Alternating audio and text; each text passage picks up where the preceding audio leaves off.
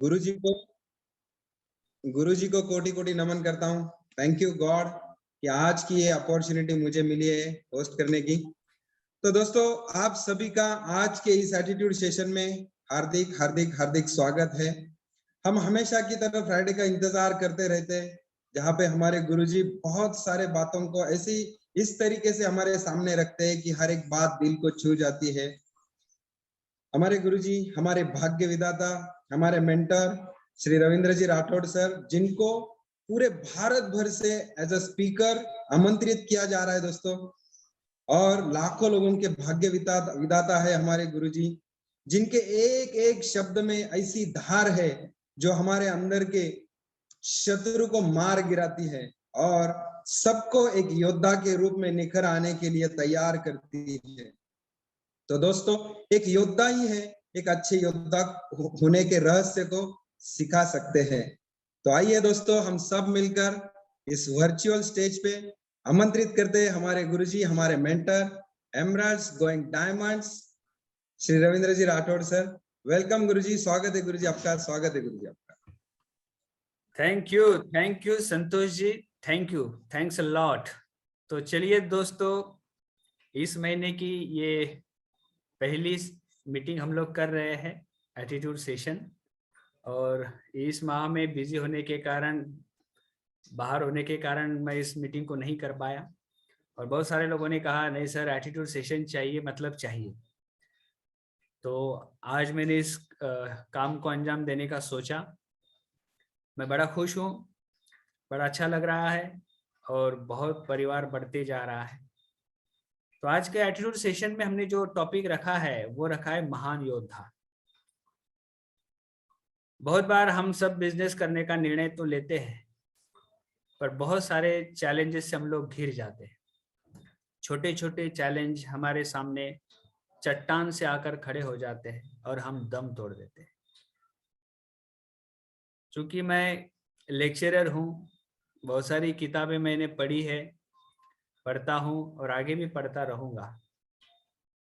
तो जब ये सारी किताबें पढ़ने के बाद कुछ ऐसे योद्धा इतिहास के पन्नों में मुझे मिले, जो आज हम आपके सभी के दिल और दिमाग पर उनकी छवि छाई रहती है। तो मैंने कुछ ऐसे 4 योद्धाओं के बारे में सोचा, उनकी जीवनी के बारे में सोचा, उनकी कार्य प्रणाली के बारे में सोचा, और उनकी न झुकने वाली इच्छा शक्ति से मैं काफी प्रभावित हुआ। आजकल हम लोग मूवी देखकर कहते हैं ना, झुकेगा नहीं साला। तो ये आज से नहीं, यहाँ से कुछ 1000 साल पहले से हमारे भारतवर्ष में इस विचारधारा के ऐसे योद्धा होके गए, जिन्होंने टूटना पसंद किया पर वो झुके नहीं। आप और हम निर्णय तो ले लेते हैं जीवन में आगे बढ़ने का। आप और हम बहुत बार सोचते तो है कि इस बिजनेस में मैं डायमंड चला जाऊंगा, इस बिजनेस से मैं अमीर बन जाऊंगा, इस बिजनेस से मैं बहुत सारे लोगों के जीवन में कलर भरूंगा। पर चंद कुछ ऐसे लोग आपके जीवन में आते हैं जो आपको आपके सपनों से दूर लेके जाते हैं। दुख इस बात का नहीं है कि वो लोग आपके जीवन में आते हैं, दुख इस बात का है कि आप ऐसे लोगों की बातों को मान लेते हो। बड़ी दुख की बात है। तो मुझे लगा कि हमारे ऊपर तो ऐसी कोई विपरीत स्थिति नहीं होती है, हमारा कोई साम्राज्य नहीं जा रहा होता है, ना हमारी जान दांव पे लगी होती है, लेकिन हम बड़ी आसानी से किसी की भी बात मानकर सफलता की राह को छोड़ देते हैं। तो मैंने उन 4 योद्धाओं से सीखा, उन 4 योद्धाओं के जीवन में मैंने संघर्ष देखा, बावजूद उसके उन्होंने कभी जीवन में घुटने नहीं टेके। बहुत सारे योद्धाएं हुए इतिहास में, लेकिन मैं इन 4 की बात आज इसलिए करूंगा क्योंकि इनका पूरा जीवन ही संघर्ष में बीता है,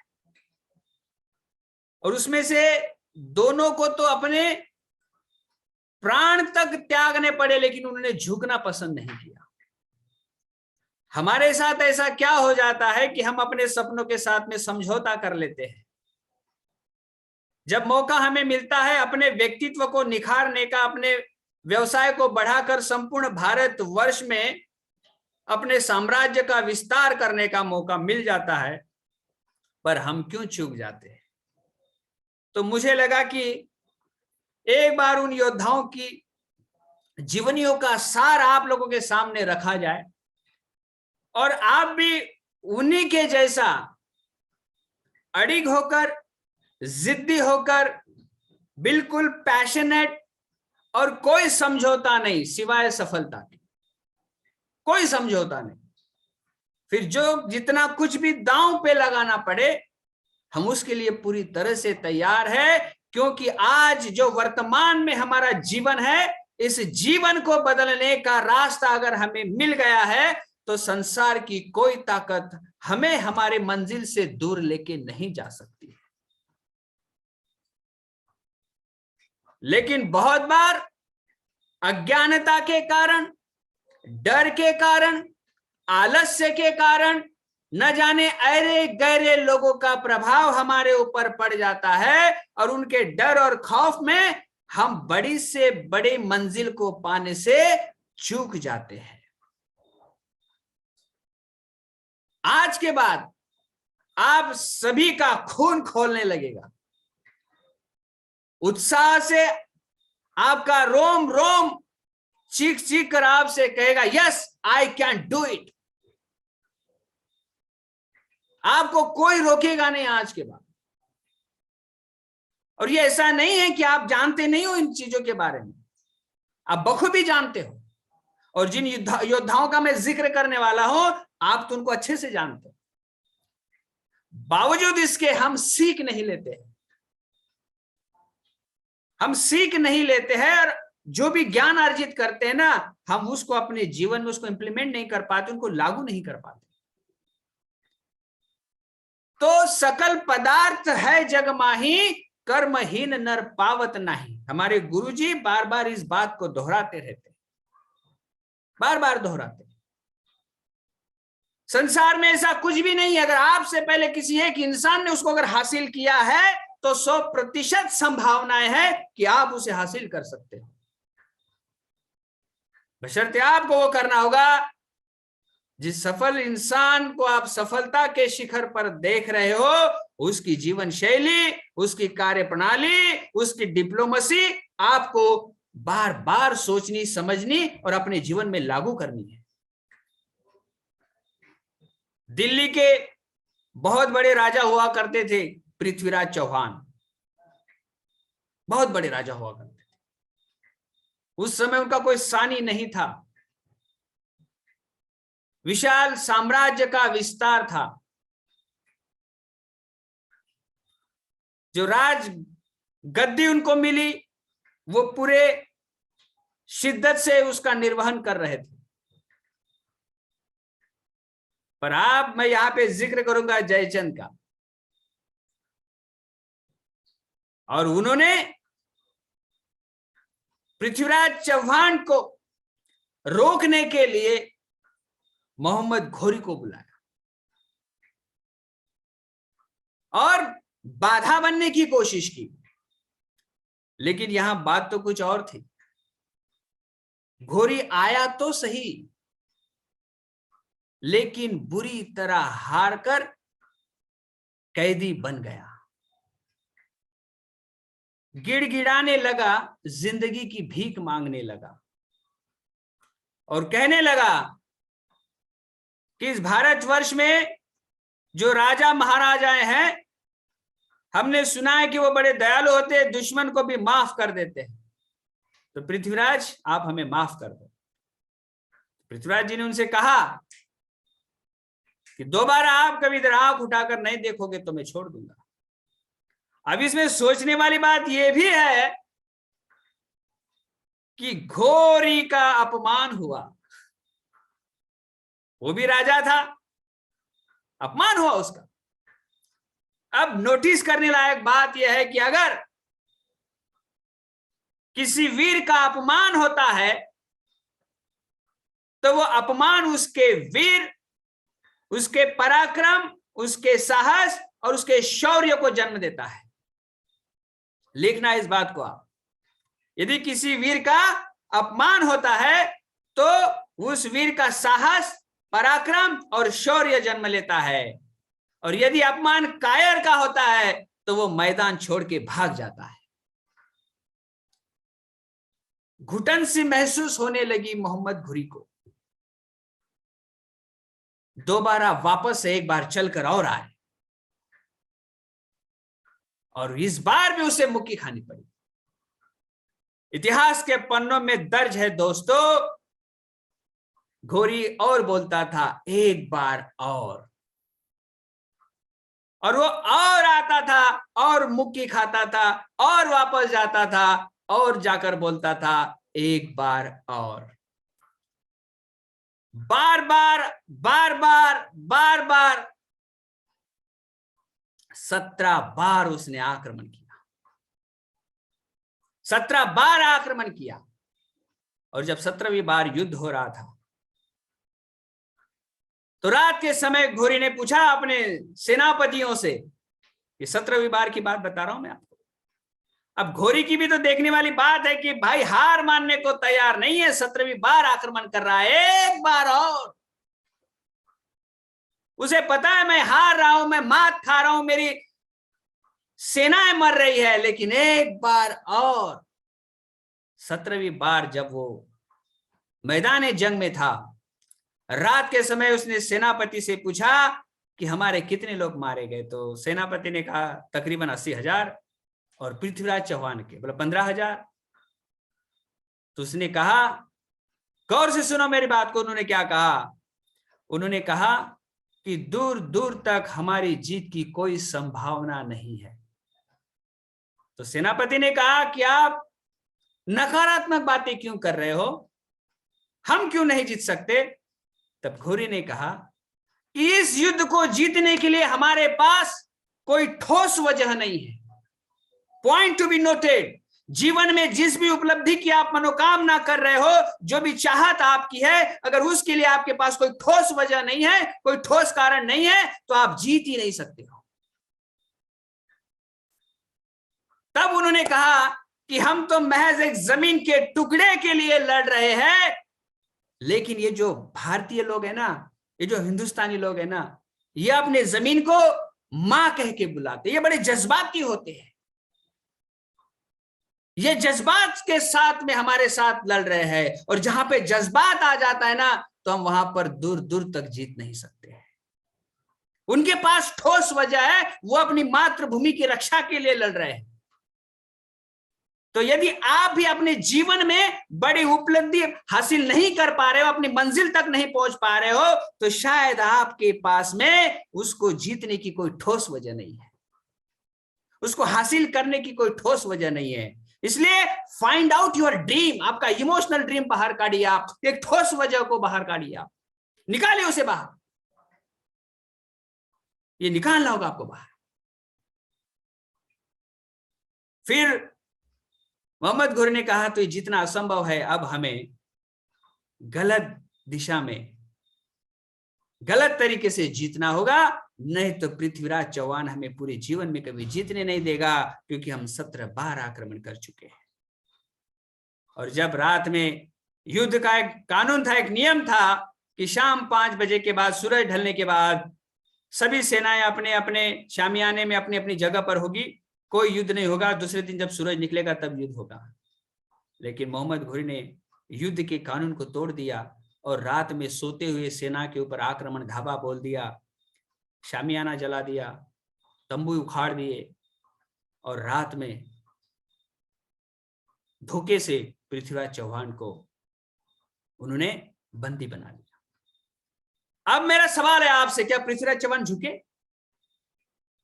क्या उन्होंने घुटने टेके? नहीं। उनके ऊपर जो अत्याचार किया गया उसकी कोई सीमा नहीं दोस्तों। गर्म गर्म सरिया उनकी आंखों में डाल दिए गए और उन्हें अंधा कर दिया गया। लेकिन ये भी योद्धा थे, महान योद्धा, इसीलिए तो आज मैं उनका जिक्र कर रहा हूं।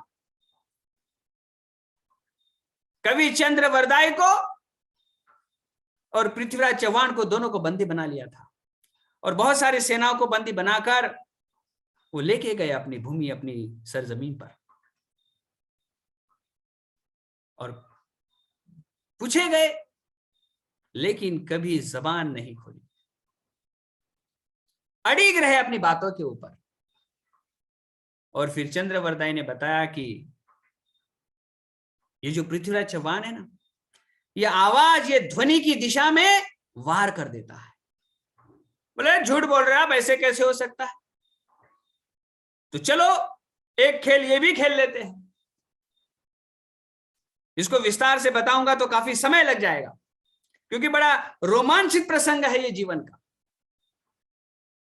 तो चंद्रवरदाई ने कहा कि पृथ्वीराज चौहान एक राजा है, एक सम्राट है, जो सिर्फ एक राजा का ही आज्ञा का वो पालन करेगा।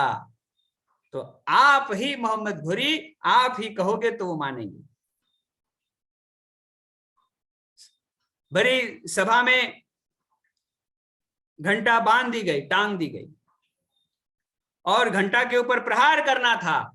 लोहे की घंटा थी, वो बांध दी गई, उसके ऊपर प्रहार करना था। उस ध्वनि में पृथ्वीराज चौहान जी को बाण चलाना था, तीर चलाना था। लेकिन चंद्रवरदाई ने एक कविता पृथ्वीराज जी से कही। 4 बांस, सुना होगा आप सभी ने। 4 बांस 24 गज, अंगुली अष्ट प्रमाण, ता ऊपर सुल्तान, मत चुकिए चौहान। अब इससे क्या हुआ कि पृथ्वीराज को सटीकता से पता चल गया कि कितनी दूरी पर और कहां पर मोहम्मद घुरी बैठा है। और मोहम्मद घुरी ने कहा कि पृथ्वीराज बाण चलाओ, और वहां पर घंटा के ऊपर प्रहार किया गया। और वापस कहा मोहम्मद घुरी ने कि पृथ्वीराज बाण चलाओ, और बात खत्म होती नहीं, और इस कंठ से तीर आर पार हो गया। क्या आपका जीवन इतनी पीड़ा से, इतने संघर्ष से घिरा हुआ है? फिर भी हम क्यों घुटने टेक देते हैं? ऐसे महान योद्धाओं से हम क्या सीख लेते हैं? चंद 2-4 पंक्तियां पढ़ दी, इनका जन्म तब तब हुआ था, ये एक अच्छे सम्राट होके गए, इतना ही बस। जब हमें कुछ साबित करने का वक्त मिलता है, मौका मिलता है, तो हम क्यों अपनी तलवार को म्यान कर लेते हैं दोस्त? क्यों? अपने आप से सवाल पूछना है। क्या हम कायर हैं? क्या हम डरपोक हैं? कोई ऐरा गैरा आके कह देता है आई एम नॉट इंटरेस्टेड, तो हमारी सांसें फूलने लगती है। कोई अगर कहेगा कि मैं आपके साथ बिजनेस नहीं बनाना चाहता हूं, तो हमारा हौसला दम तोड़ देता है। इतने कमजोर, इतने लाचार हम लोग, जो किसी की सहानुभूति की अपेक्षा करते, प्लीज साइन अप हो जा। शेर की तरह सीना तान के खड़े हो जाओ, डटे रहो मैदान में पृथ्वीराज चौहान की तरह। मौका देखो और कंठ पे बाण चला दो।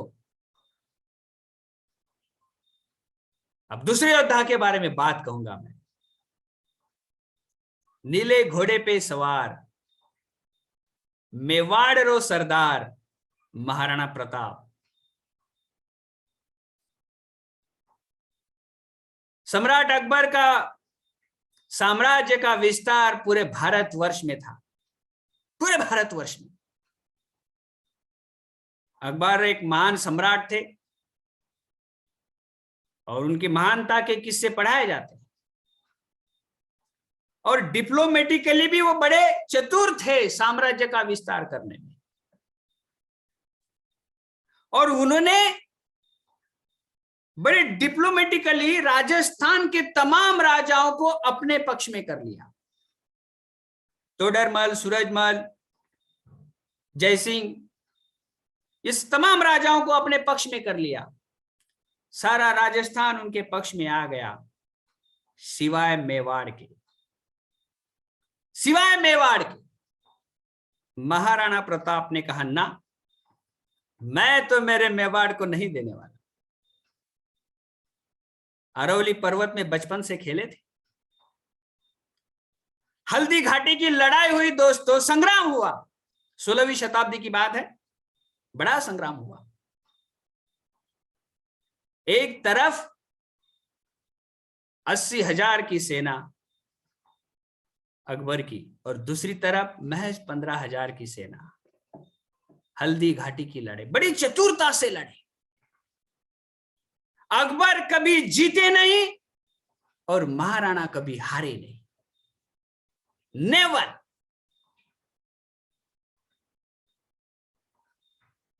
संघर्ष तगड़ा हुआ, हल्दी घाटी की लड़ाई हुई।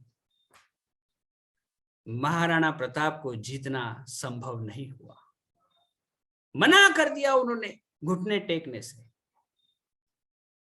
चेतक उनका जो घोड़ा था ना, हाथी की सूंड लगा देते थे उसके सामने, और सामने वाला जो हाथी होता था वो कंफ्यूज हो जाता था, ये घोड़ा है कि ये हाथी है।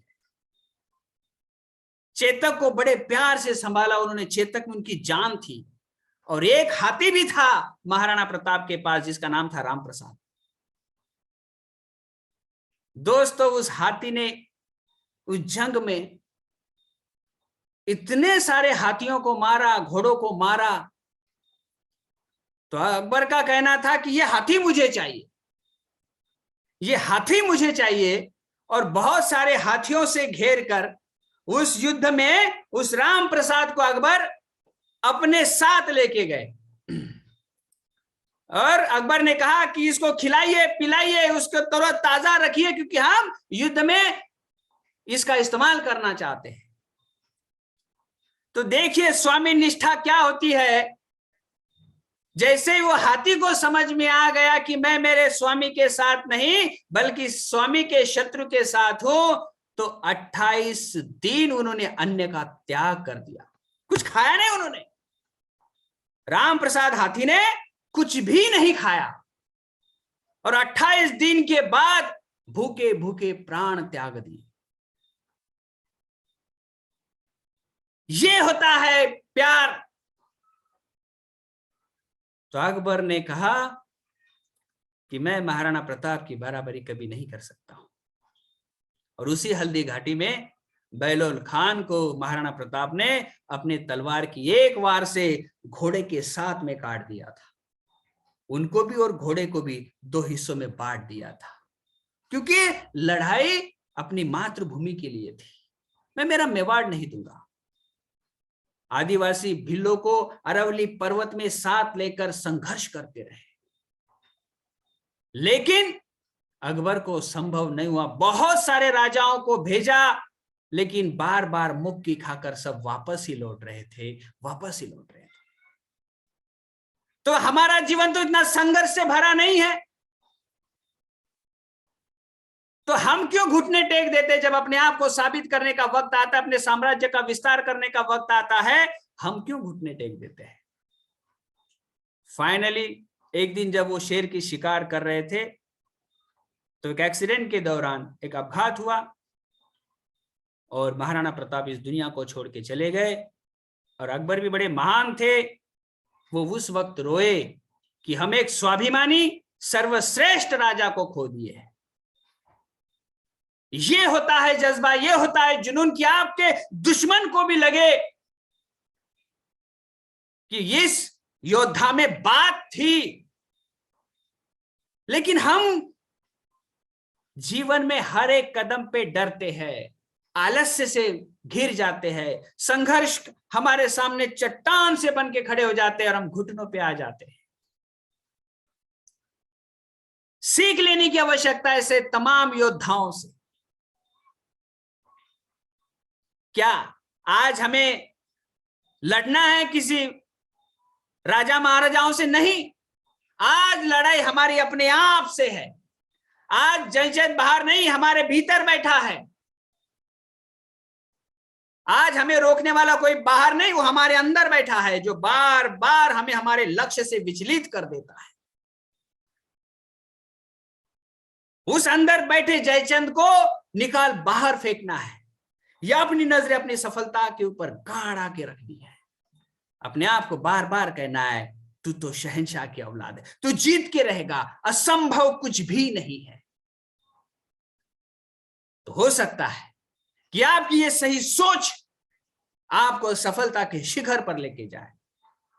आइए फिर हम आगे बढ़ते हैं तीसरे महान योद्धाओं के बारे में, जिनसे मैं बहुत प्रभावित हूं। जीरो से किस तरह हीरो बनते हैं, अपने अस्तित्व की हुंकार से संपूर्ण भारत में एक तहलका सा मचा देते हैं। भौगोलिक क्षेत्र और अपने सभी सिंपल सादे अनपढ़ दोस्तों को साथ लेकर विशाल साम्राज्य का निर्माण अगर किसी ने किया है तो छत्रपति शिवाजी महाराज के बगैर तो महान योद्धाओं की लिस्ट खत्म ही नहीं हो सकती है, असंभव है। उनके पिताजी सेनापति थे आदिल शाही में, तो बहुत लोगों को लगा कि उनका बेटा भी सेनापति बनेगा किसी भी सेना में। उन्होंने कहा ना, मैं किसी का सेनापति नहीं बनूंगा, किसी की नौकरी नहीं करूंगा, मैं अपने साम्राज्य का निर्माण स्वयं करूंगा। और महज 16 साल की उम्र में अपनी उंगली से खून निकालकर महादेव के मंदिर में जाकर कसम ली कि मैं स्वराज्य का निर्माण करूंगा। हालात अपने पक्ष में थे।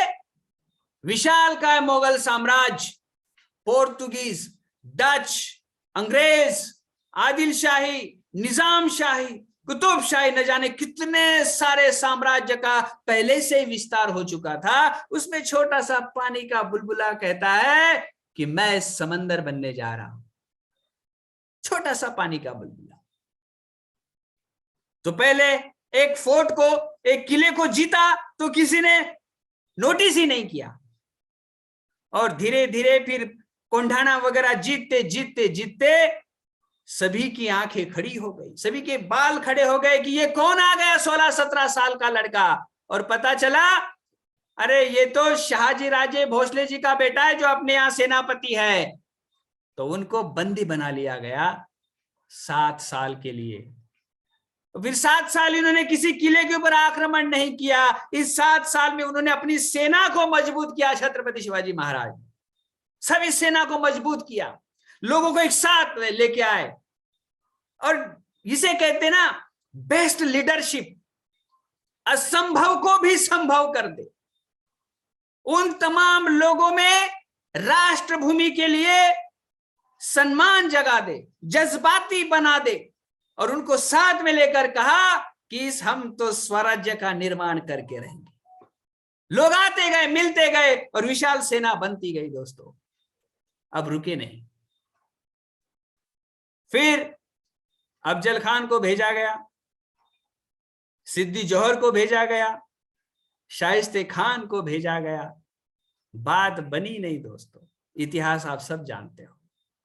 हम घुटने नहीं टेकेंगे, क्या सीखा हमने वहां से?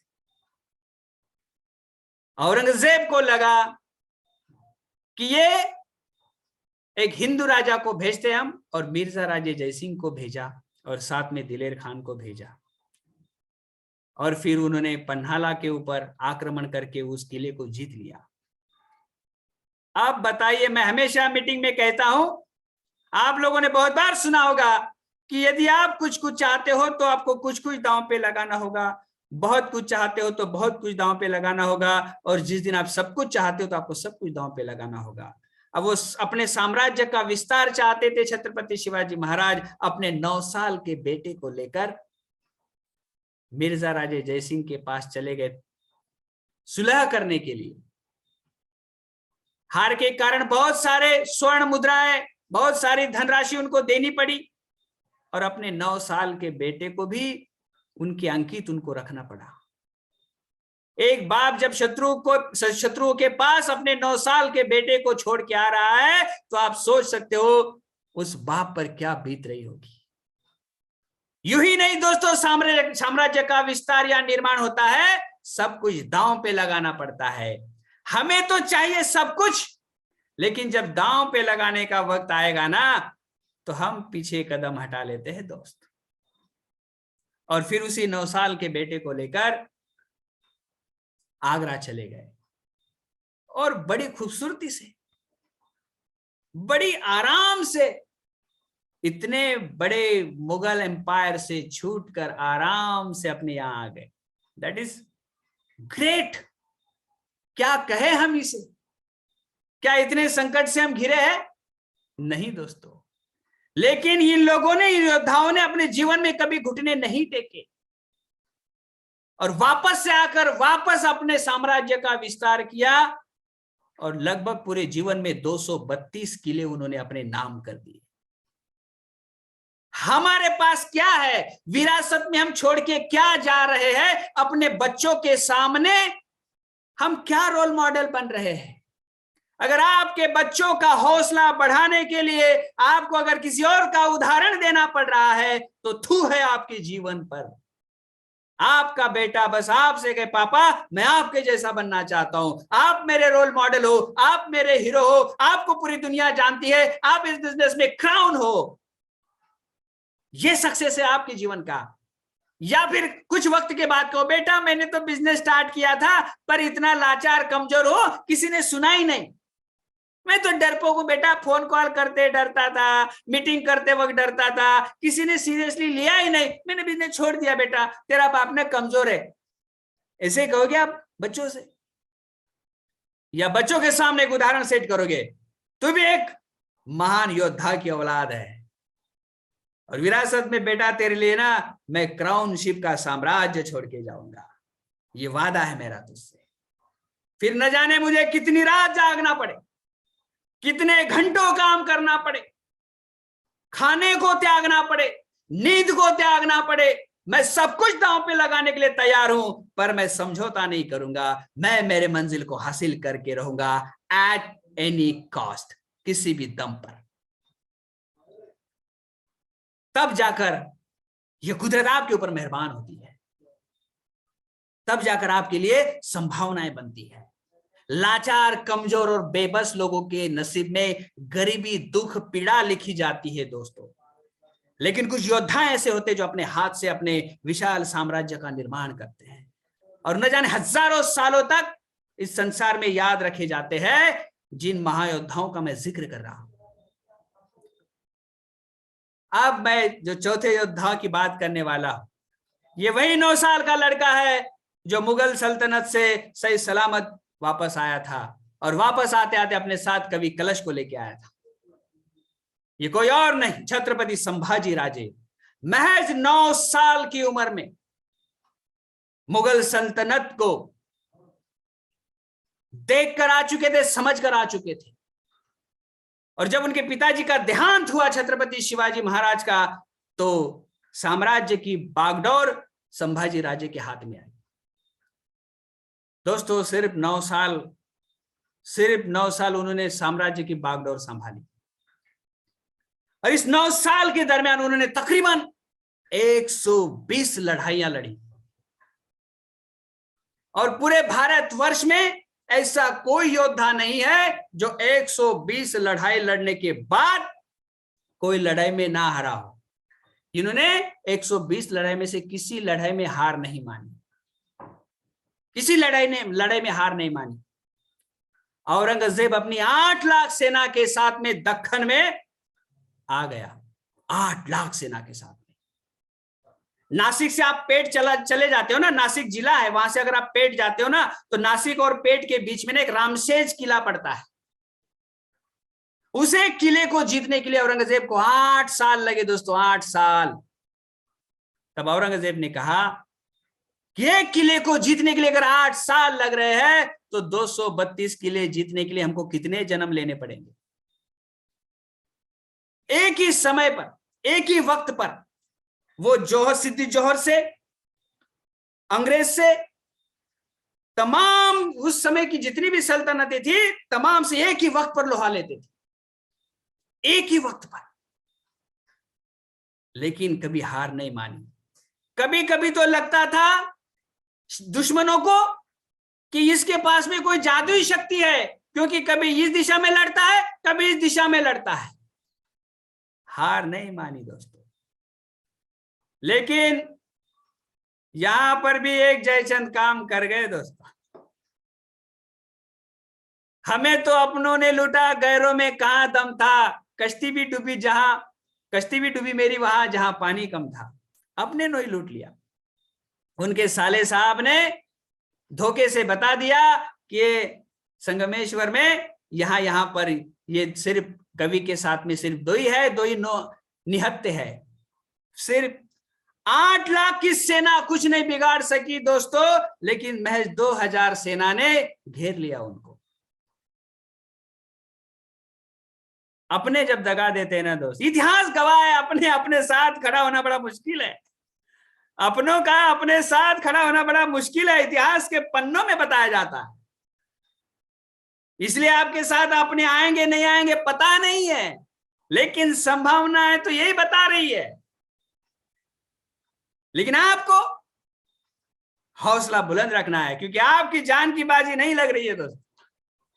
आपको कोई बंदी बना के लेके जाने वाला नहीं। उनको संगमेश्वर से बंदी बनाया गया, ऊंट पर उनको उल्टा लटका कर लेके गए दोस्तों। महज 3 बातें रखी औरंगजेब ने उनके सामने, महज 3 बातें कि आपके साम्राज्य का तमाम जो धन है, जो आपके साम्राज्य का सोना चांदी जवाहर जितने भी कुछ है, वो सब हमें दे दो। दूसरा, कौन ऐसे लोग हैं मेरी सेना में जो आपको तमाम जानकारियां देते रहते हैं।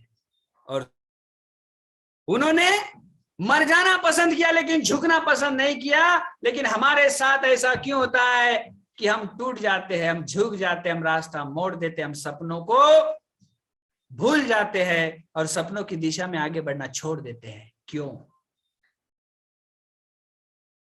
और हमारे छोटे छोटे बहाने बड़ी सफलता से दूर लेके जाते हैं।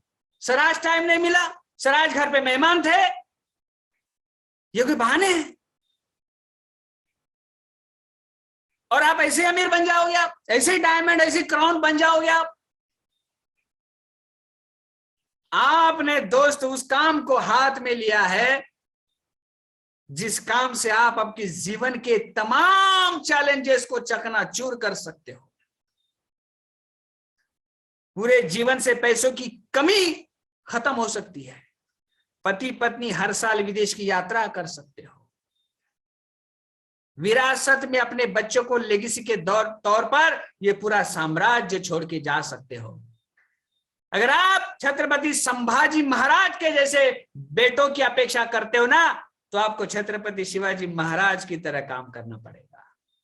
लेकिन हमको चाहिए तो सब कुछ। अभी बताओ, अभी पूछो किसी से मर्सिडीज चाहिए तो यस, BMW वो भी सब चाहिए। प्लान दिखाए, अरे सर नहीं। आपको क्या लगता है ये कोई जादुई खेल है, अपने आप हो जाएगा? असंभव। लेकिन काम करोगे तो संभावनाएं तमाम है। काम नहीं करोगे ना तो जीना हराम है। बस आपके जीवन की बागडोर आपके हाथ में दोस्तों। अपनी सफलता की कहानी अपने हाथ से खुद लिखिए आप। अपने परिवार के सपनों को पूरा करिए आप। शायद आपका बच्चा उन कपड़ों के लिए तो नहीं तरस रहा है जिन्हें आप उन्हें दिलवा नहीं सकते। आपके माँ बाप तरह तरह की बीमारी से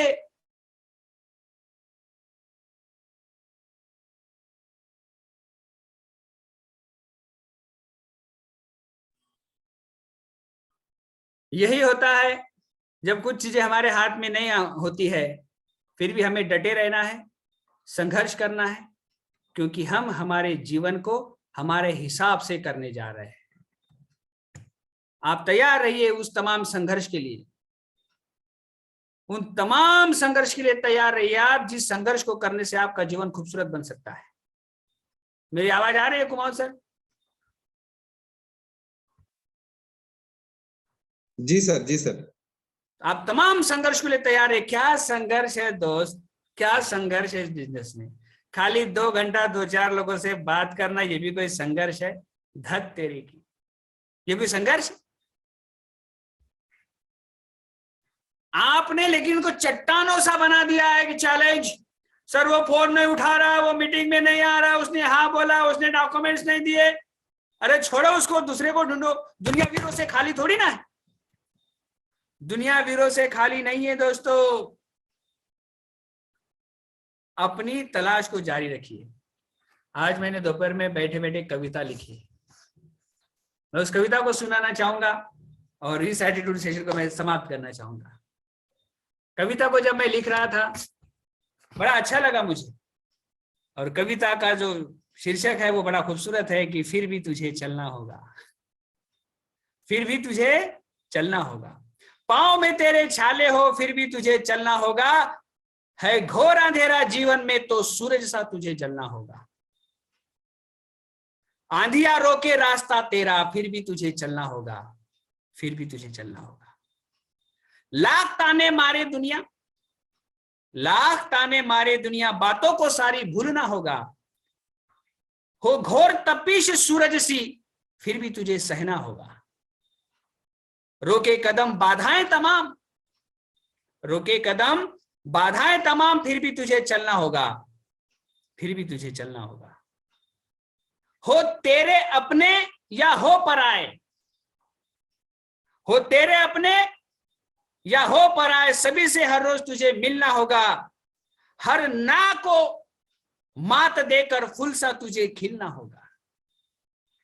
क्योंकि हम ना को मात देने में गड़बड़ी कर देते, लेकिन हर ना को मात देकर फूल सा तुझे खिलना होगा। कोई चले ना चले संग तेरे फिर भी तुझे चलना होगा, अकेले ही सही फिर भी तुझे चलना होगा।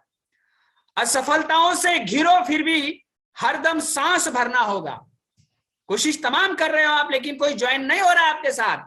असफलताओं से घिरो फिर भी हरदम सांस भरना होगा। है तेरे मुकद्दर के सिक्के कहीं, हो सकता है आपकी 6 प्लैटिनम कहां बिखरे हो तेरे मुकद्दर के सिक्के कहीं जाकर तुझे ढूंढना होगा।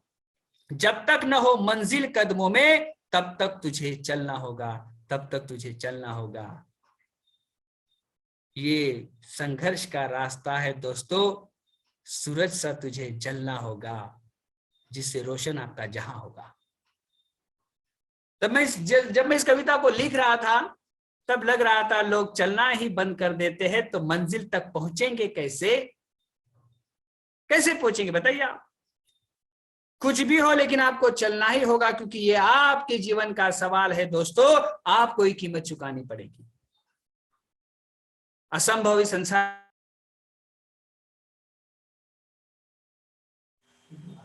तो दोस्तों तमाम बाधाओं के बाद हम लोग यहाँ तक पहुंचे हैं, और जो बातें मुझे आप लोगों को उन महान योद्धाओं के बारे में बतानी थी जिनके जीवन से हम बहुत कुछ सीखे और बहुत कुछ समझे, और उन तमाम चीजों को हम अपने जीवन में अप्लाई करेंगे।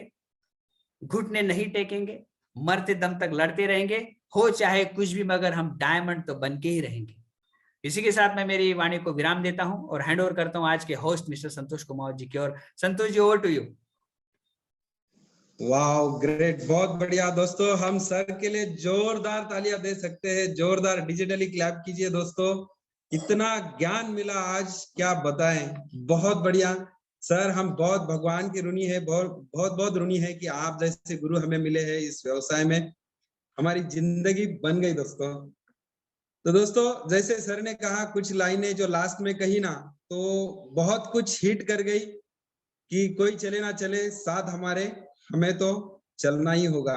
दोस्तों आज का सेशन वाकई लाजवाब रहा। बहुत सारे लोगों ने नोट्स निकाले होंगे, मैंने तो बहुत सारे नोट्स निकाले, और इस पूरे सेशन को अभी इसको रिकॉर्ड किया गया है और ये हमें वापस सुनने के लिए मिलेगा।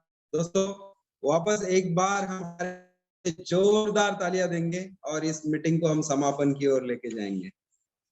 Wow great, thank you sir, thank you so much. Thank you धन्यवाद, आप सभी का धन्यवाद।